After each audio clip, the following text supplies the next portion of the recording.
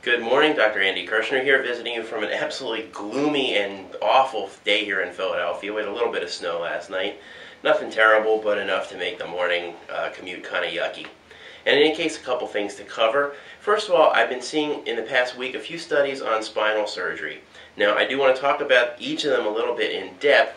One of the things that I really want to cover is the effectiveness of spinal surgery. There was a piece that was on one of the news shows, I think either last night or the night before, that talked about the bad statistics with spinal surgery. They said that the success rate for them was less than 30%. Now, that's actually a tough statistic to look at, but it also doesn't really tell you the whole story. That's for spinal surgeries across the board, and depending on what procedure you're having, some of them actually do a little bit better than that. And we'll talk about some of the specifics over the next couple weeks.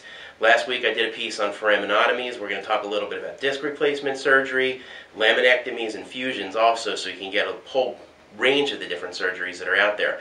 But when you hear that 30% success rate, don't let that be the only number that you work with, because you may have a situation which might provide better results than that. It depends really what you're going for.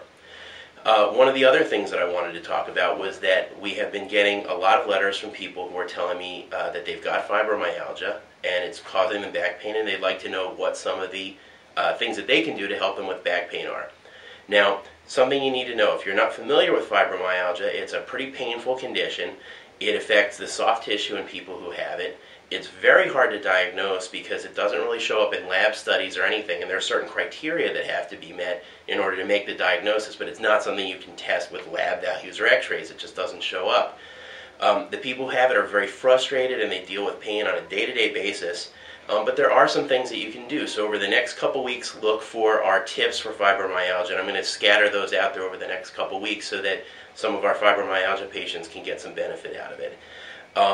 So I look forward to hearing from you soon. Keep the cards and letters coming, and I look forward to seeing you here soon. Tip of the day will be posted later today. Have a good one. Bye-bye.